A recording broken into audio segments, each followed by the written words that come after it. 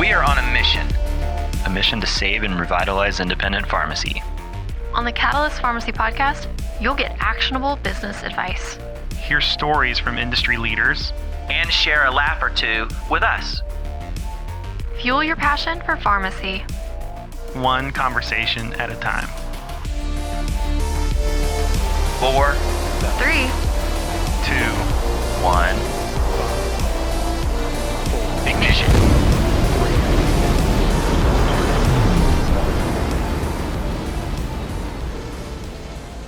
Welcome to Catalyst Pharmacy Podcast. I'm your host today, Marsha Bivins, Director of Marketing for PioneerRx, and today I am joined by my co-host, Josh Howland.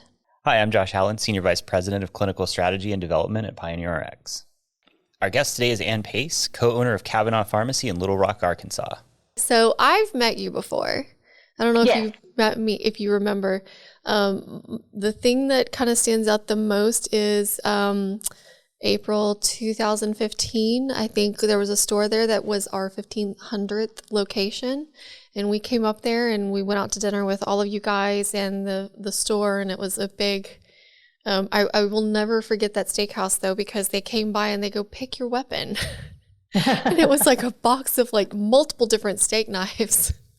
Yes, I don't think I've been back since. We don't go there often. I'm Josh. Yeah. I've heard a lot about you through conversations with Scott, but and I've Josh, never met you. Sorry, and Jeff, and Mark. Yeah. So, hi. Well, so nice to meet you officially. I've heard all good things, so that's always a win. Well, I asked Scott what to expect, and he said it should be fine. He didn't really give me anything to go on. So it's easy conversation. So we started this podcast kind of to take place of trade shows where we would have these conversations on the trade show floor, or where Jeff and I would come and visit, where even Josh might come and visit your pharmacy and see what you're doing and what we need to enhance things on, or that kind of thing. And so it's these conversations that we really missed out on and lost during the pandemic. And so we started doing a podcast. And so it's easy breezy, just differences where we have headphones, microphone, and there's cameras now. Yeah. And it just became really fun to share these conversations because it adds more people to it, and they feel like they're a part of it, and they go, oh yeah, I didn't think about that. I need to connect. I need to follow her. I need to follow this person.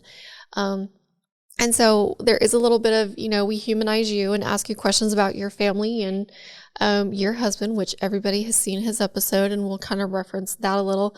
But it's going to be a lot of really what you're doing in your business and how you've grown. And embarrassing stories about Scott are always welcome. Perfect. That is always easy to do.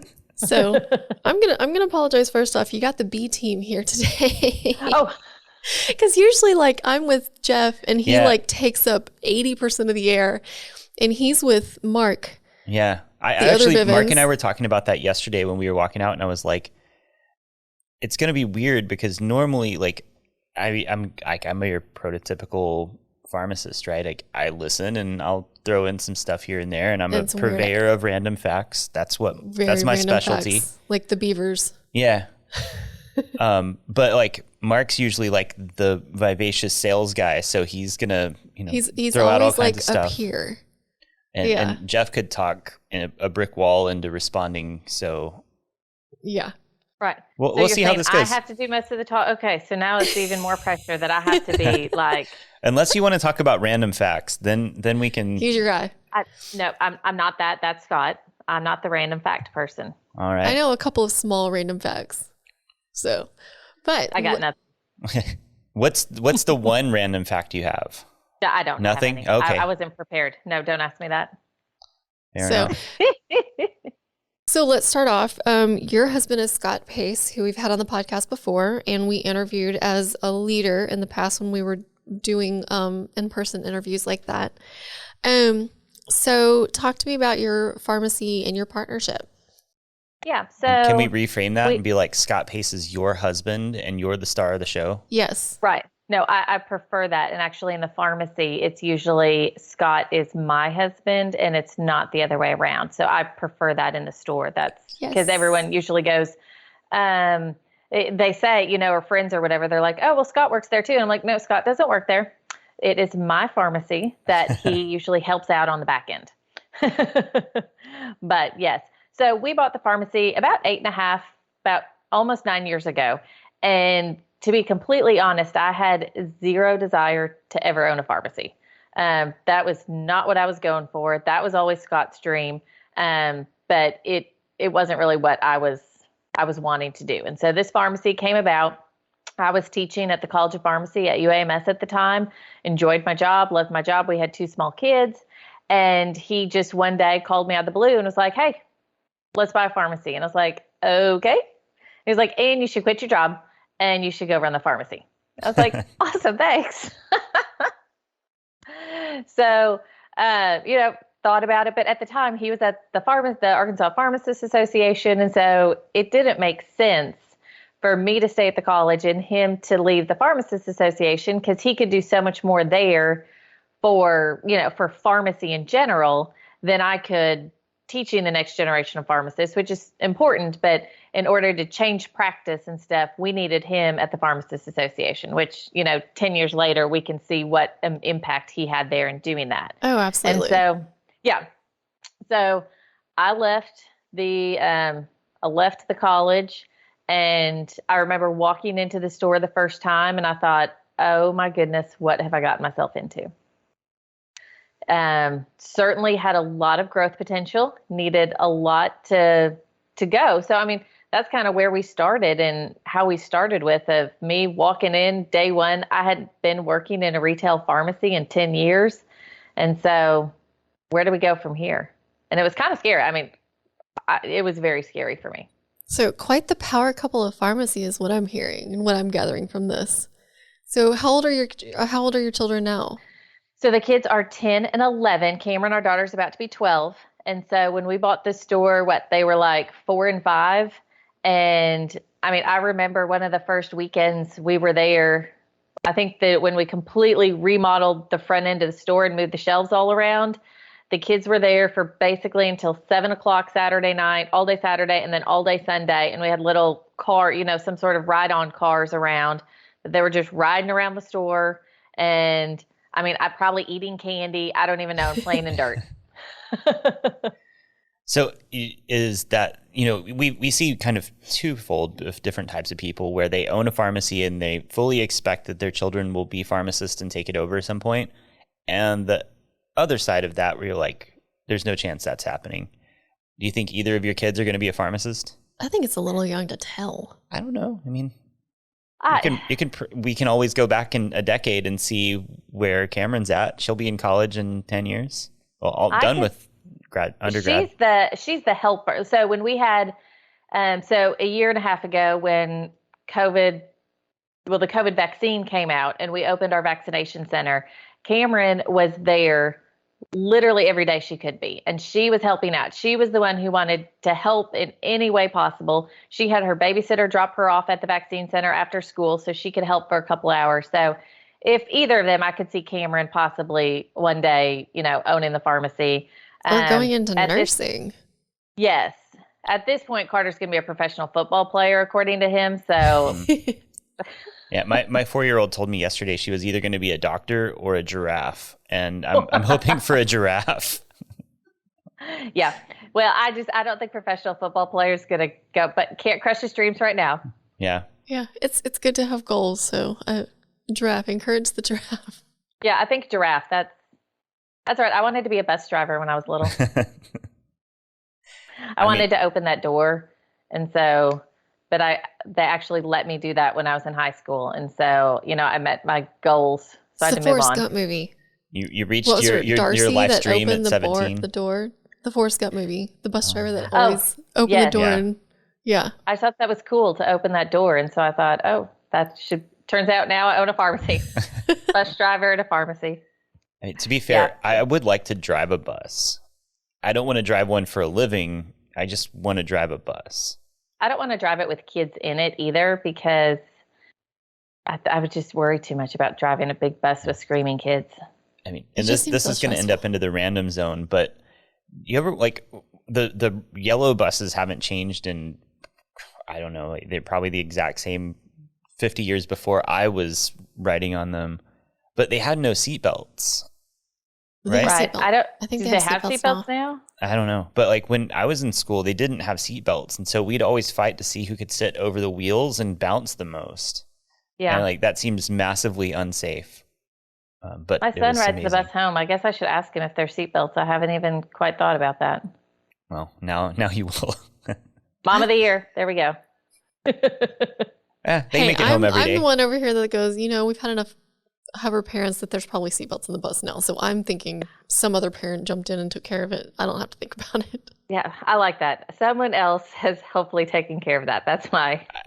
I'm thinking that the budget for schools is not, and there's probably not a seatbelt on that bus except for the driver. Yeah, but you get enough hover moms and Karens that kind of like band together and get the school district to spend money on stuff like that. And also, Cohen, if there's a seatbelt, he's not putting it on. Oh yeah, not a chance. And he's probably crawling under the seat to get to his friend that he wants to be near. So nope, mine would worry that Scott would know that they didn't have a seatbelt on, and he would come and find them on the bus and make them put it on. There's always a good, healthy fear. Yes. That's the best way to parent teenagers, and especially boys. I'm not ready for that. So, in terms of you teaching, what'd you teach?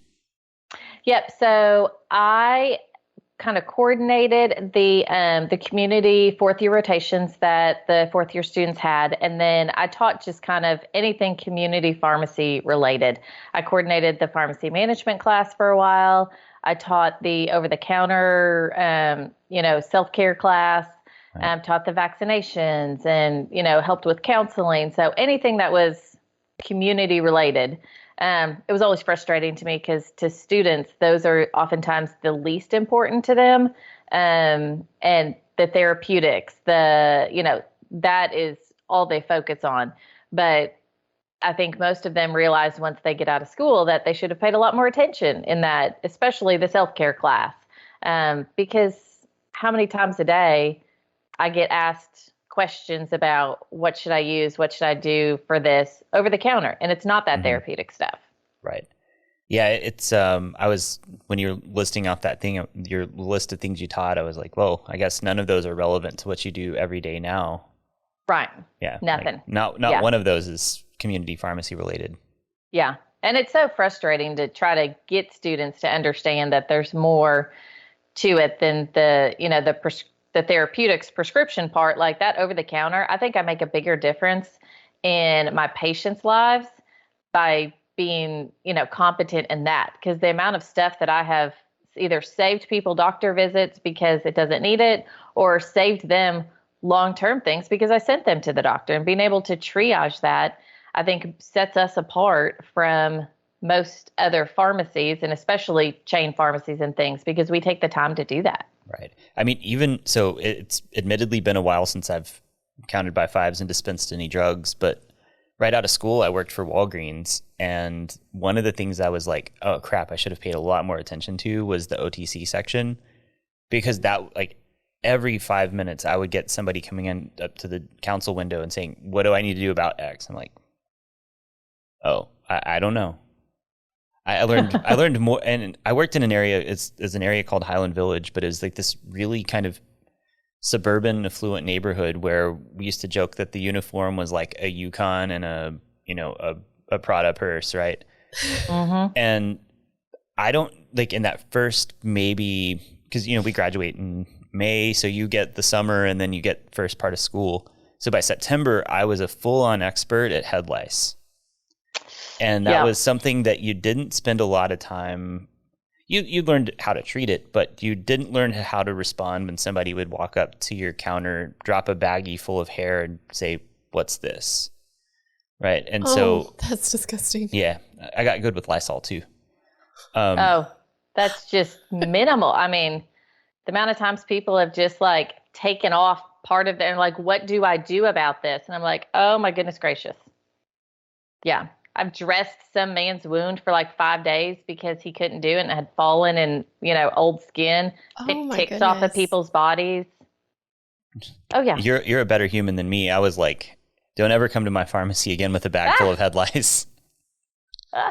My favorite is this past year, somebody had gone to the hospital and they were leaving. They'd gone to the emergency room and they called and they're like, well, the ER forgot to take out my IV. I was like, What? I'm sorry, what? And they're like, well, I just called and they said you could do it. And I'm like, I don't take out IV ports. Like, that's not what we learned. Did they? Turns out it did. Did they leave But the you did it? hospital involuntarily? Yep. I mean, No, they just forgot to take out that port. And they called the ER and they said, oh, no, the pharmacy can do it. I would not have left the hospital. Like, yeah, y'all gave me checkout papers, but who was going to deal with this thing right here in my hand? I don't know, man. By the time you're getting discharged from the pharmacy, when they let you go, or the hospital, when they're like, you can go, you go.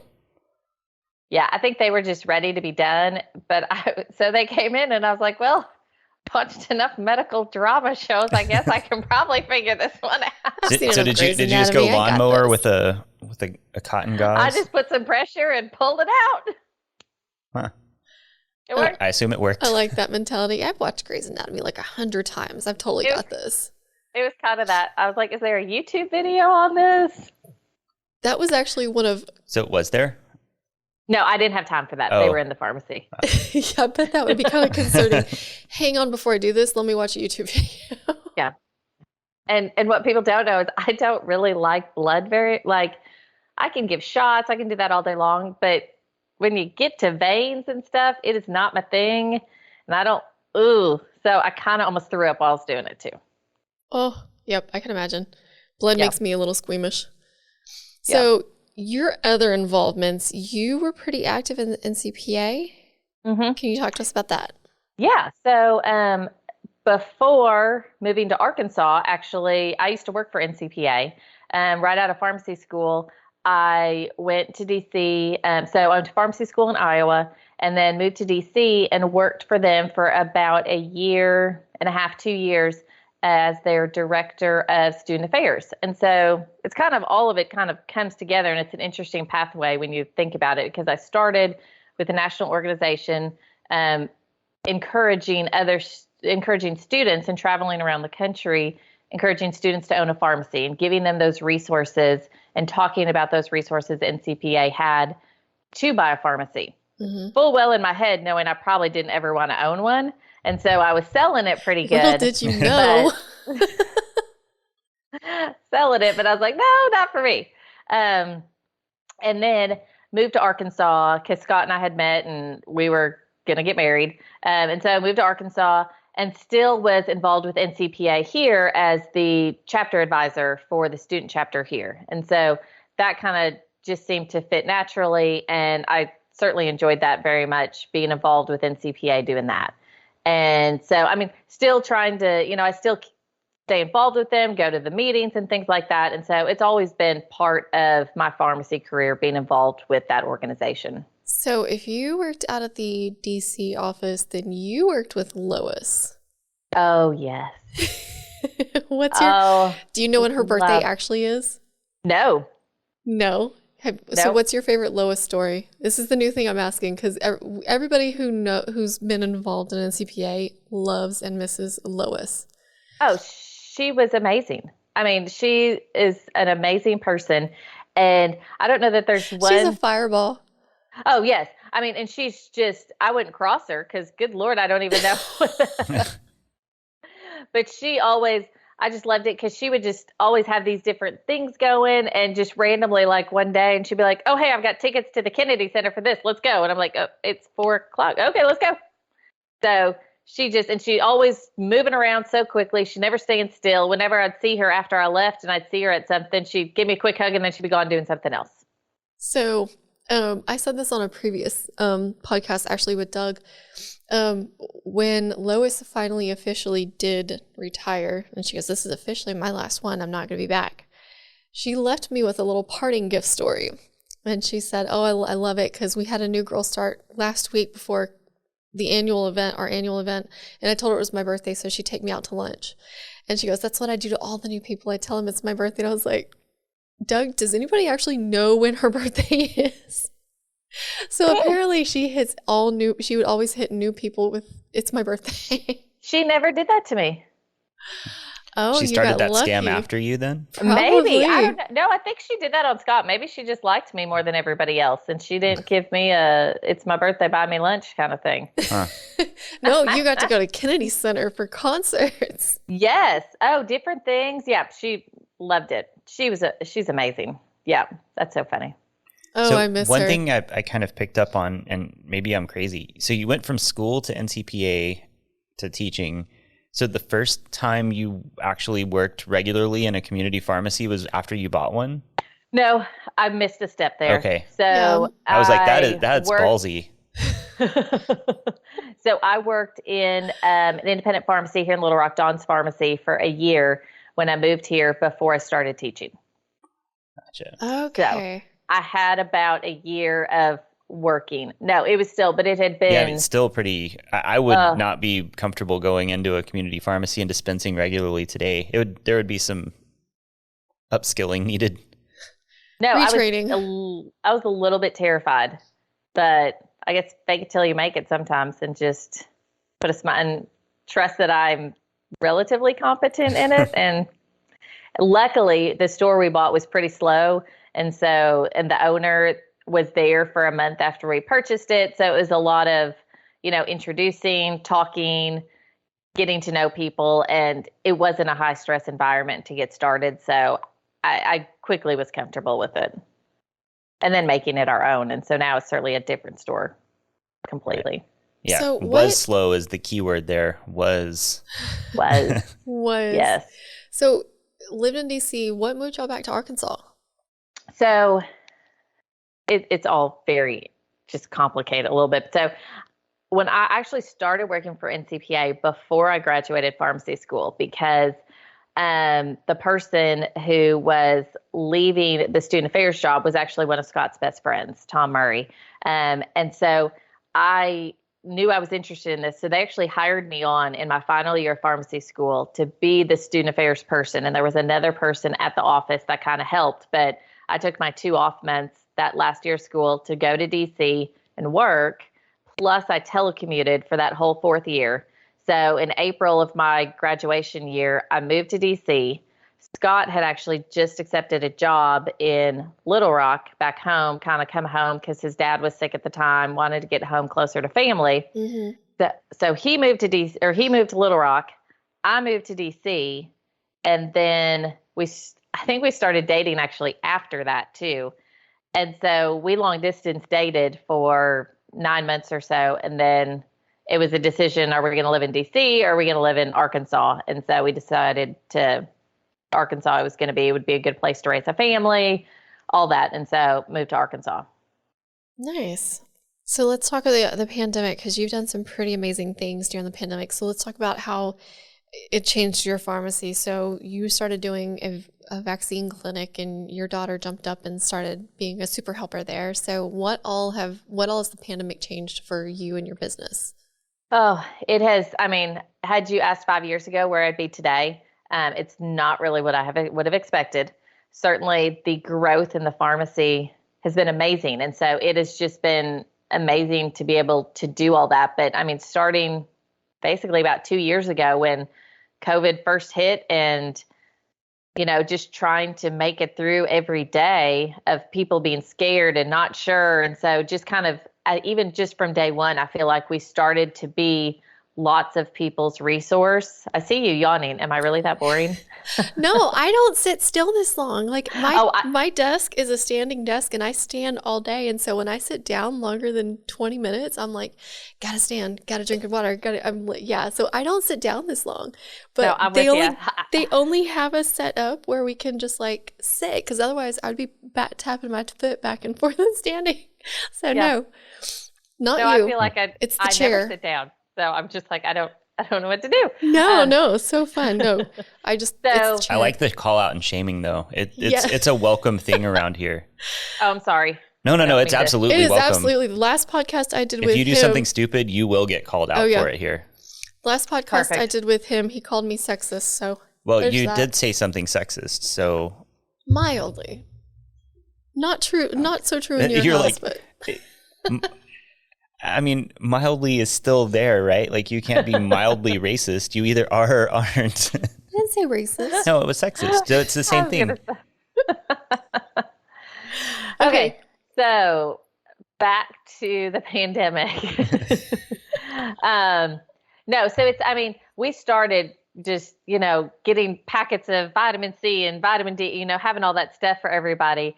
And then we got the COVID testing. And so it started that. And it was just basically, what in the crap are we going to do? And we get this. And of course, Scott had found it, ordered it. And so I think we were maybe the first, or if not the first, but one of the first community pharmacies in the country to have access to quick, antigen testing, started doing it, and it just exploded. And the first day was, I think it was pouring rain the first day, where I had a pharmacy student running outside with an umbrella covering me and her bare feet.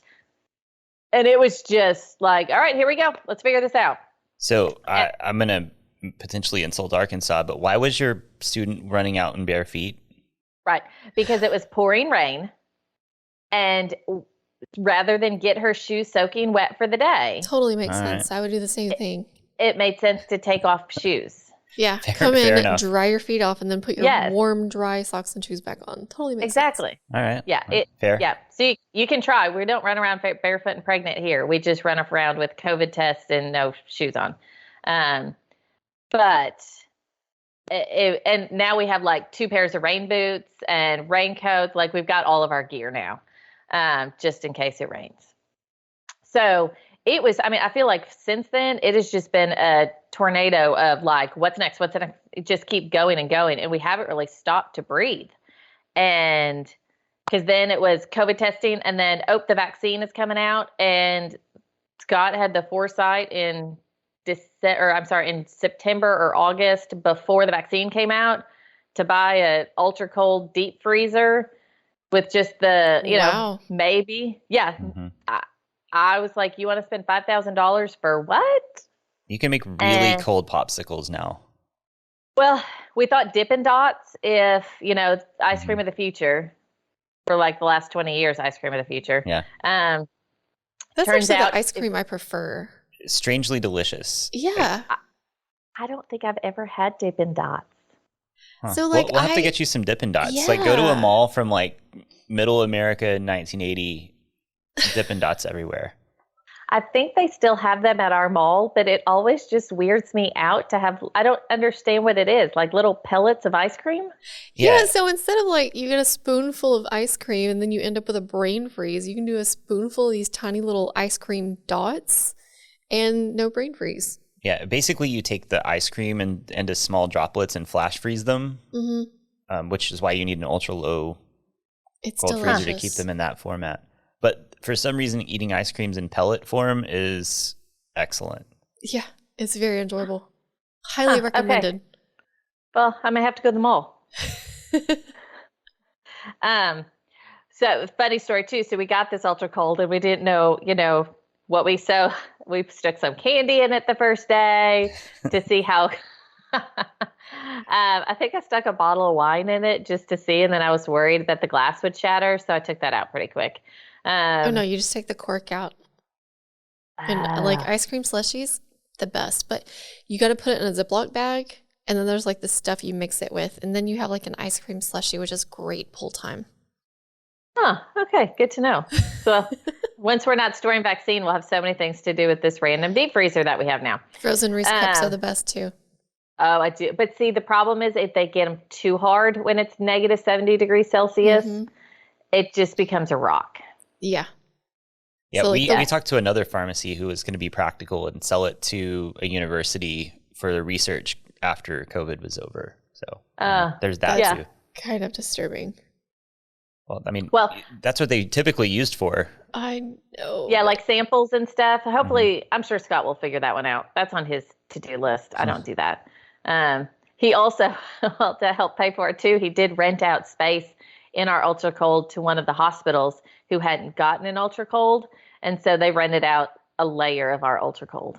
Nice. Always thinking, always making that extra. Yeah. Yeah.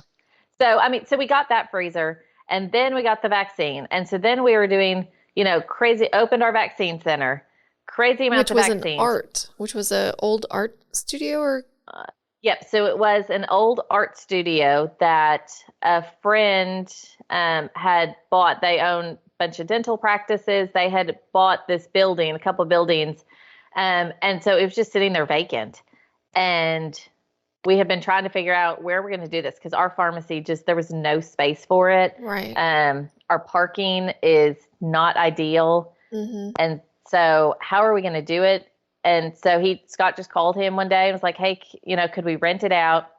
And it just worked amazing. Perfect. Did they still have art up or was it just empty gallery? It was just empty. It'd been kind of cool. Get some vaccines, get to look at art. And we talked about some culture.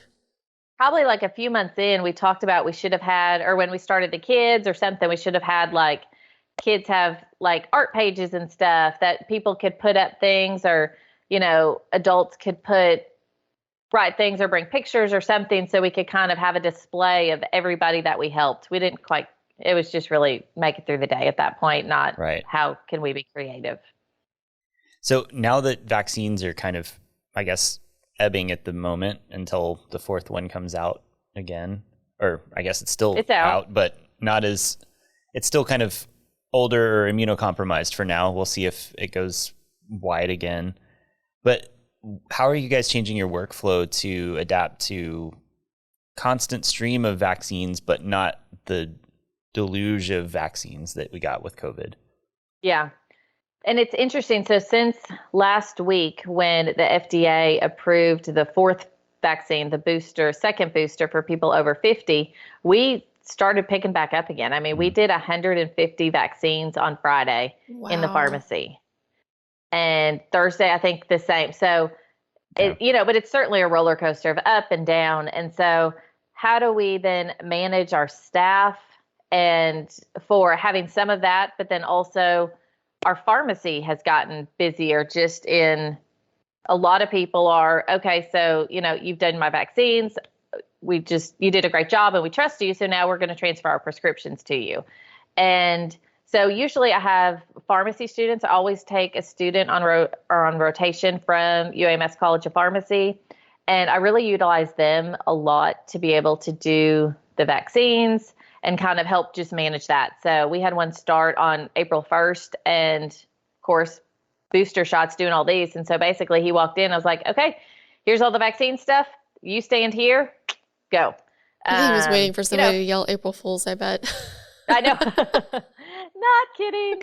And I have another pharmacist, Corey, who she had always worked part-time for me before COVID. And then once COVID hit, she just started working full-time. And so she's kind of, it's awesome. And she's been able to also just kind of, we can kind of like work more this week, less that. She's super flexible. And so that has been invaluable to us to have her to be able to kind of change her, hours and stuff based on our needs. So have you taken advantage of the Jardins or the other programs that we've put out there? We started rolling out some pharma-sponsored programs where if you dispense, right now Ribelsis is the one that's running. So when you dispense a new prescription for Ribelsis, it pops up at point of sale, asks you to answer a couple of questions and go over a one-page clinical document with patients. That's what Marsha was referring to. Got it. No, and honestly, we've just been so just bogged down with all the COVID stuff that all that other stuff. I'm kind of in the last 2 months, I've just been like, okay, I need to start thinking about that again. And for sure, how, I hate to say it, but it's completely honest. And I think it's probably kind of most taken pharmacies, over. Yeah, it has taken over. So, and I think most pharmacies are probably in the same situation. It's like, okay, now I can take a breath.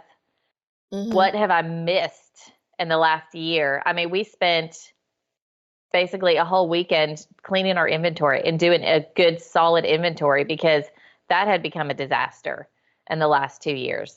And we hadn't gotten our perpetual inventory. We got that cleaned up, ordering set up. I mean, there are a lot of things that we just haven't had time to do because there's only 24 hours in a day. And at the point, what was the most important, for the last 2 years was doing those COVID tests and getting COVID shots.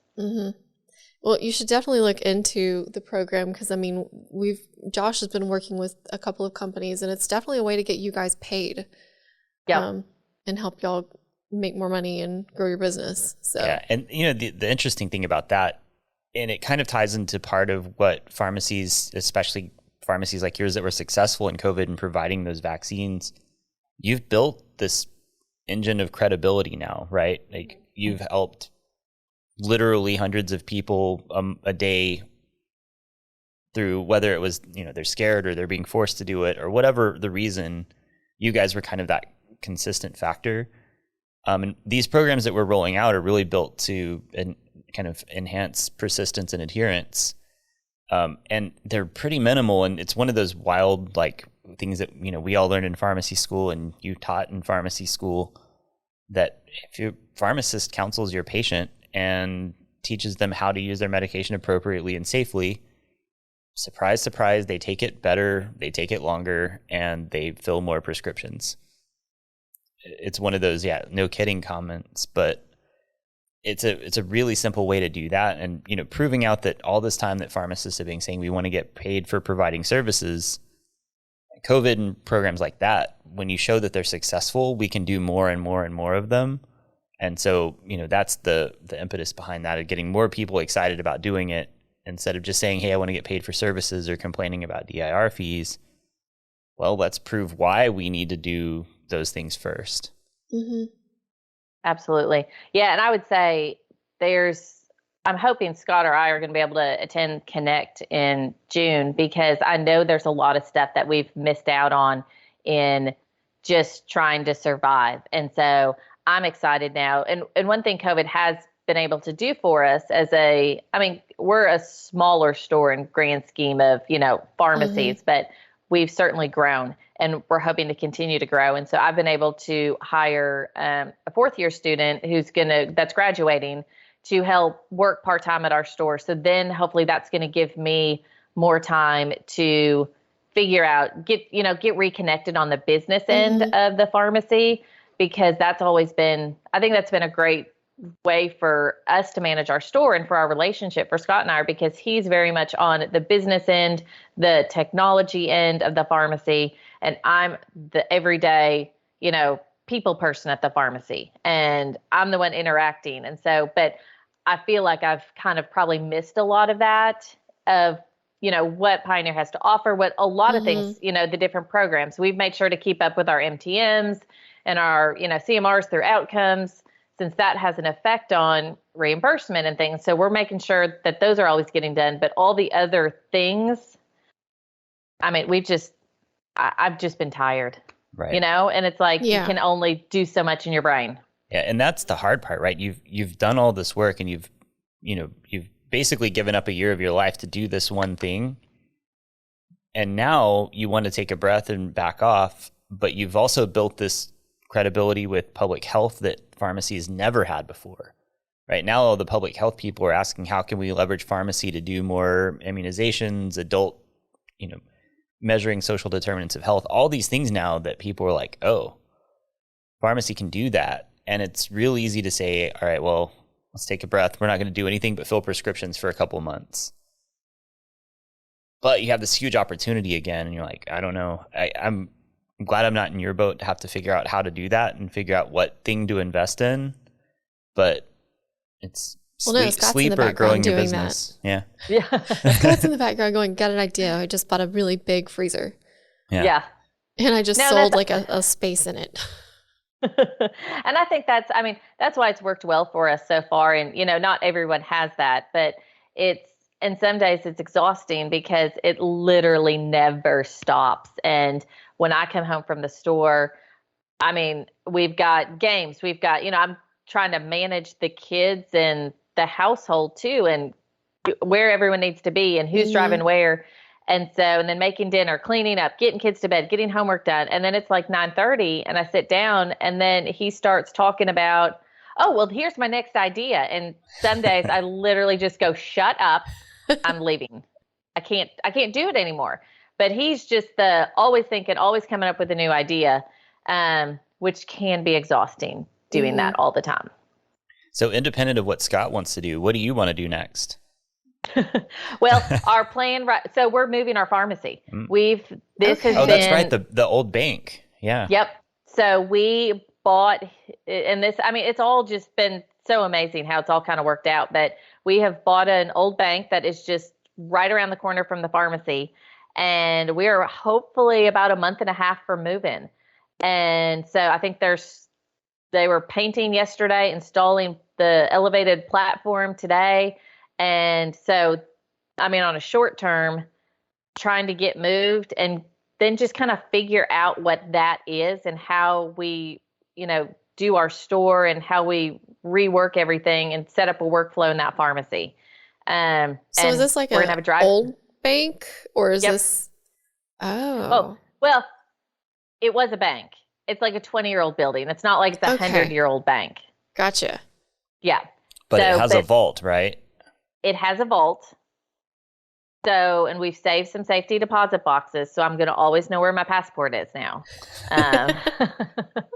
You should turn like part of the vault into a speakeasy, like enter from the back end. Drugs and alcohol. That's always great to mix. It's not that big.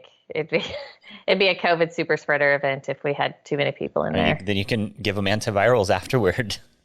No, I'll do COVID tests. We make more money on COVID tests than antivirals. All right.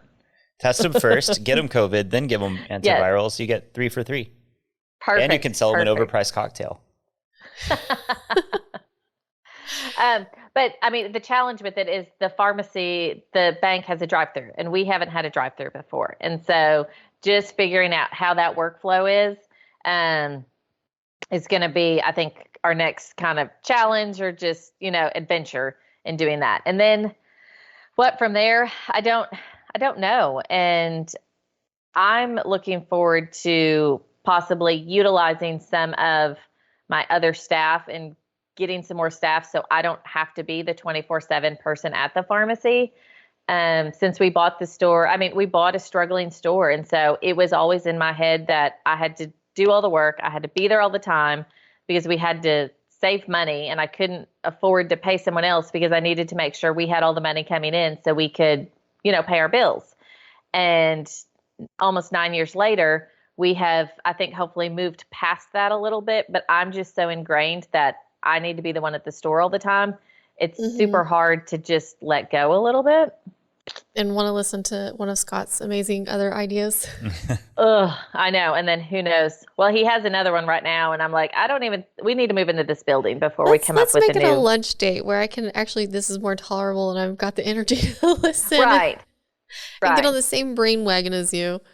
Well, there have been times I'm like, okay, we need to have a meeting. And one of our friends, he was like, oh, do you want to hang out? And I was like, no, we have a meeting tonight together. And he went, oh, that doesn't sound good. I was like, no, I have a list of things we need to talk about and make decisions on, and not at 10 o'clock at night go, well, what do you think about this? So I mean, it's time for me to just kind of sit back and go, okay, where do we want to go from here? What is our next, what's our next plan? Where do we want the pharmacy to be in 5 years? And I think we have a lot of great opportunities right now to capitalize, like you said, on the success we've had and kind of the name that we have built for ourselves, that we don't want to squander that and have it pass us by. Nice. So, I mean, other than COVID testing, you're also doing flu and strep? Yep. Correct? Okay. Yep.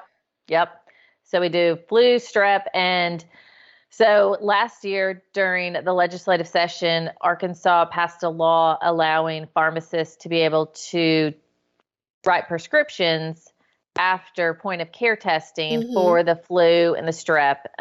They're still working on getting the protocol, the regulations in place for that. But so hopefully next flu season, and I'm assuming we had a late flu season this year and we started seeing a lot of it, but then we'll be able to write prescriptions for Tamiflu for people. And, if someone comes in positive strep test, we'll be able to write those penicillin or amoxicillin prescriptions. And so I think there's, and so making sure that we can capitalize on those, any other point of care testing that we want to do, we have the ability to do that with the machines that we have, the equipment. I'm excited to have a new graduate come out. And we've told her, like, if you have ideas, if you have things you want to do, let's talk about it. I mean, I don't pretend to know what the next great thing is going to be. And so just being in the place that we're able to take advantage of that whenever we figure out what it is. Yeah, one of the things I really like, it's kind of Amina's model of when she gets a resident, she's greedy and she likes to try and keep them. But she doesn't just have, every time you have a resident and hire them as a pharmacist, you have to pay them as a pharmacist. And so her model was, in your residency year, figure out how you're going to build your job. And then if you do that, you can have a job. And that's part of the way she has like 35 pharmacists now. But that's is an interesting idea when they come out of school. Like, what are you interested in? And can you turn it into a revenue stream? If so, you can get more hours. If not, see you later. So she can, see ya. So she can do Avant and go to Dubai for a month at a time.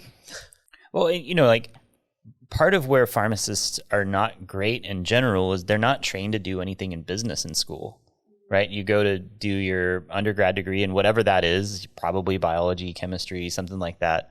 Then you go to pharmacy school and your business class is like one afternoon in pharmacy management. School at that point, and that's the life lessons. Right. And I think Dan said that actually. Yeah.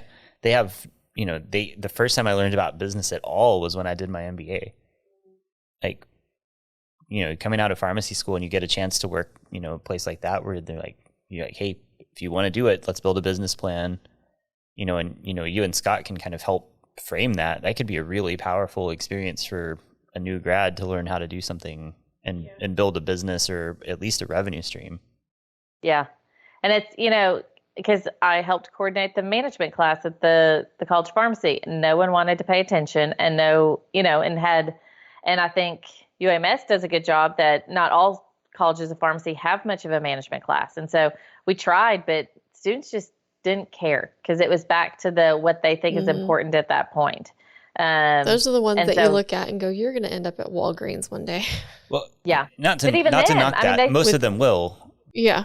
With no lunch break, you have to mix a Snickers bar in your check basket. Well, that's more of a knock against Walgreens than pharmacy schools. But, I went to UT Austin and their whole deal was if you didn't go clinical or hospital, you're wasting your degree. Right. Yep. And so, I took a community pharmacy management class and I'm reasonably sure the professor didn't actually ever work in community pharmacy. He was an old hospital guy. And so it wasn't super practical. It wasn't, read a P&L, let's go through a balance sheet. It was build a mock pharmacy and create a business plan. Yeah. Well, anybody can build a mock pharmacy if you have an unlimited budget, right? Yep. The practicality part that was the piece that was missing. And, that's where NCPA's business competitions do a really nice job. Those kids are way more sophisticated than I was in my fourth year of pharmacy school.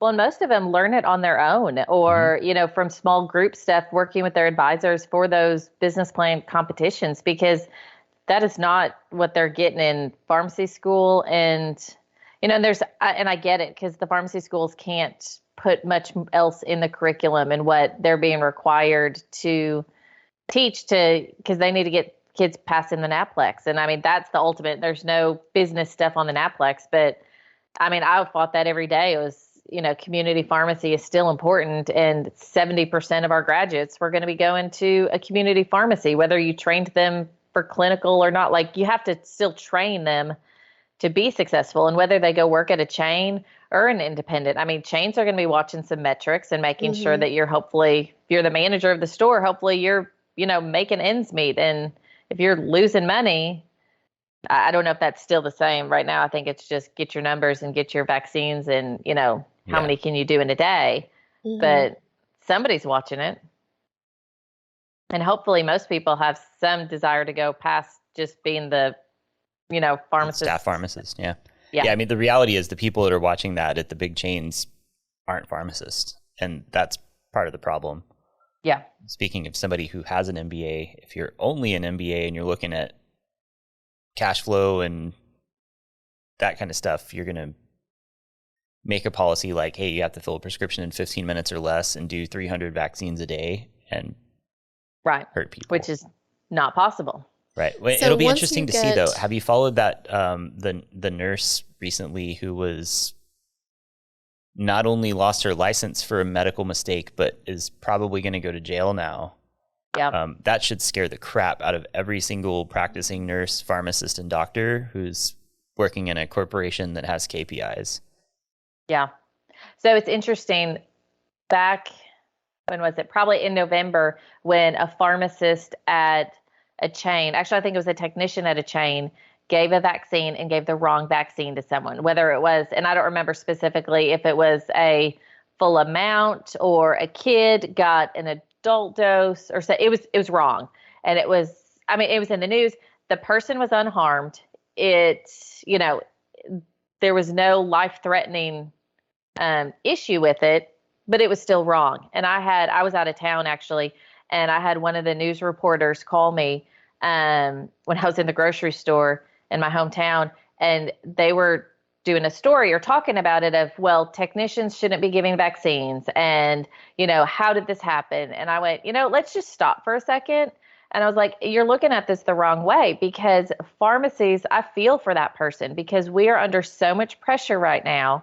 And the pace of a pharmacy, I was like, it's an honest mistake. And the person, I'm sure, felt horrible.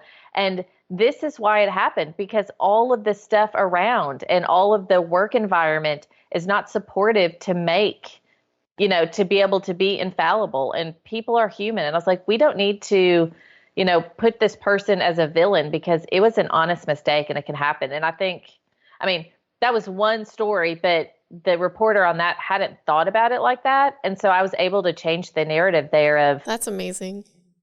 it's not this person's fault. Yeah. And so, no, I've seen that, and I'm just horrified by it, because it is, when there's steps in the process and they all break down, we can't be, and that should scare everyone, because you are told if you make a mistake, you need to own up to it so we can figure out where the mistake is in the process. Yeah. And I don't like following the news, because it's like they take everything and make it a modern day witch trial. Well, this one with this nurse, it really kind of is, right? It was a failure. It was a systemic failure. And the worst part now is she self-reported, right? So she self-reported, knowing full well that she made a mistake that killed a patient, knew that it would probably cost her nursing license, but did the right thing anyway. And now she's going to go to jail. Yeah. The end result of that is people will stop self-reporting, right? Yep. Like now it's going to be every man for himself. Don't report any mistakes, even if they're small. And if you're working at Walgreens or CVS right now and you worked a 12-hour shift with no breaks and you filled 800 prescriptions. I worked at Walgreens. I had misfills. It happens, it happens. You put that in, context where you accidentally hurt somebody, you're not going to report it now. Yeah. So we should all be scared about that, because if people don't report it, and if you or I go to the hospital and we know that there's a culture of, vilifying those people who report, then no one's going to report them. And so those processes that need to be changed in the system and how it's going, it's not going to be fixed. And so they're just going to continue to happen. Yeah. 30 years of medication safety just went down the toilet. Yep. It's horrifying. So besides adding to your staffing list and bringing on more pharmacists and signing up for Connect, what is next for Ann Pace? So moving the pharmacy, we're going to do that.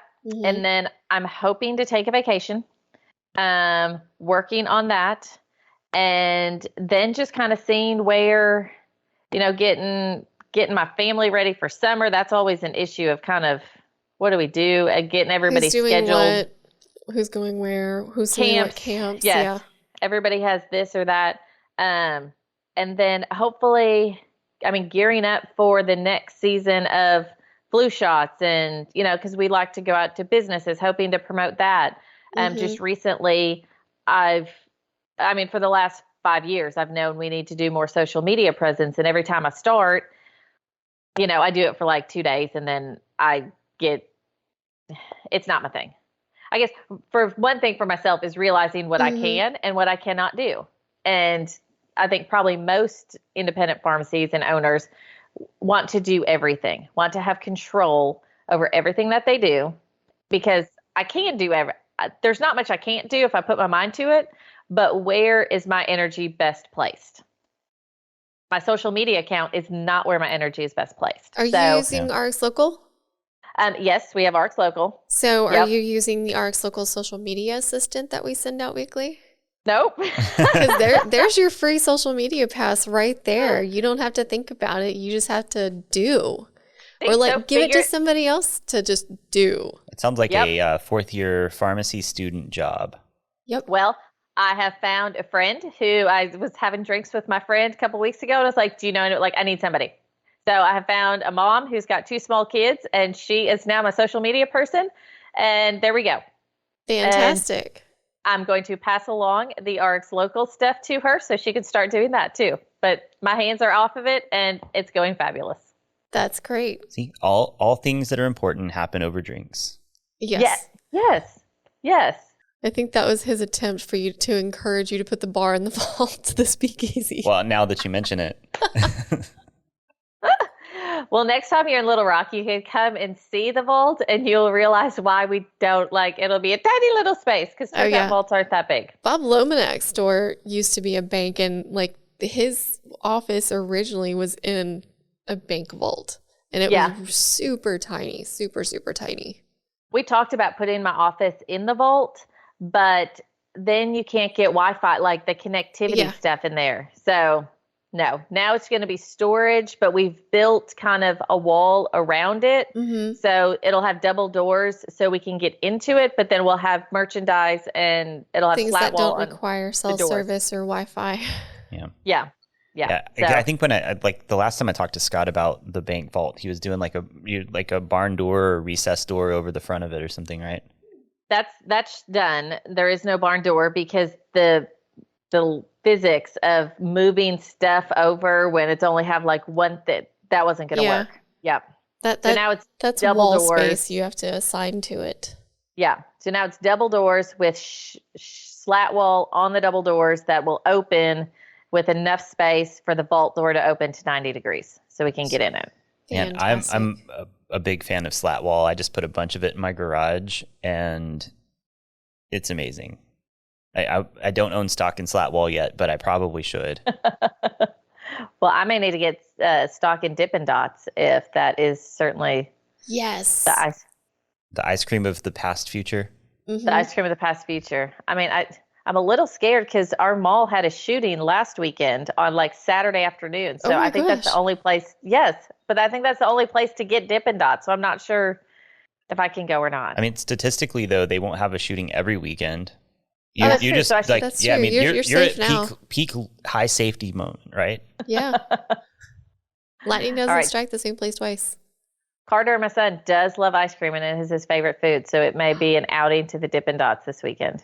I can't wait to hear about it. I'm sure they probably still have the same 7 flavors that they had. Cookies and cream forever. all the way. No, it's mint. The chocolate mint. Oh yeah, the chocolate mint's good too. Now, it was vanilla or cookies and cream for him. This one is it's brown with little green dots in there. It's like chunks of Oreo that they crushed up and put in there too. I need some ice cream now. I'm kind of hungry. Yeah, lunch is happening right after this, and there may or may not be some ice cream involved.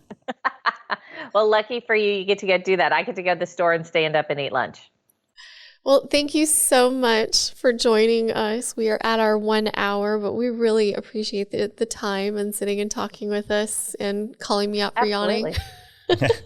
Yeah, we'll have to make a trip to Little Rock. Yes, I'm overdue.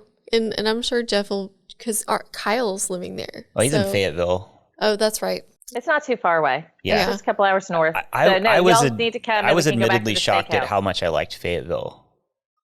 I've both bought a car and visited a friend there, and there was the only place in the only place in the entire country that had a 2018 BMW M3 Black in competition. So I flew to Fayetteville and bought it and drove it back to Dallas. Okay. Notably got a speeding ticket about 25 minutes later. Oh no. We've flown to Dallas. Scott flew to Dallas for I think one of his last cars and drove it home. Yeah. It's a great drive. As to Dallas? If you cut from Fayetteville through Oklahoma into Texas, not amazing. If you cut down through Arkansas into Texas, it's actually quite nice. Okay. But yeah, we were in Dallas last weekend. Nothing nice about break. Oklahoma. I've never been to Oklahoma. You've never been to Oklahoma? Nope. I know, this is good for you. Just keep it that way. This is a funny thing in our house because I've visited like 45 states, but Oklahoma is not on there. And I literally am like 2 hours from it. Yep. Same here. Never been. And it's really? like 2 hours north of us. And then like 2-3 hours north. Nope. Never been. Yeah. It's more like 45 minutes north. Oh, I guess there was a customer that was 3 hours north in Oklahoma that Jeff was talking about. We were going to drive to go see. Yeah. I mean, you can be in Oklahoma in 3 hours, but from where we're at in Dallas, like they're like an hour. But I said one weekend we were just going to go to Oklahoma, and everyone kind of looked at me funny. Yeah. There's no reason to do that. Aside from nothing. Aside from, my college rivalry with OU, there's no reason to go to Oklahoma. I just thought we might drive over the border, walk around for 10 minutes, and then come back so I could say I had been. That's a reason. All you need. Yeah. Aren't there Indian? I think there's Indian casinos. There are. Yes. I don't like to gamble, but that would be a thing people might want to do. Yeah, but don't they mostly go to Shreveport because there's the riverboats? No. Windstar or whatever, the one that's directly north of us in Dallas, I think it's Windstar, is like the biggest casino in the country, like single casino. It's huge. Now we have a reason. Yeah. Okay. I don't really gamble either. So yeah, I'm not a gambler, but okay. Well, go to Oklahoma, enjoy Windstar, and then say you've been, cross it off the list and never go back. Perfect. I'll do that next weekend. Thank you for joining us. We're going to let you go get your lunch and get back to your store. All right. Thanks, guys. Thanks. Thanks, Ann. Okay. Bye-bye. Bye. Thank you for watching the Catalyst Pharmacy podcast. If you enjoyed today's episode, please like, subscribe, and follow us wherever you get your podcast. Give us a 5-star rating on Apple Podcasts to help us reach more pharmacy professionals like you.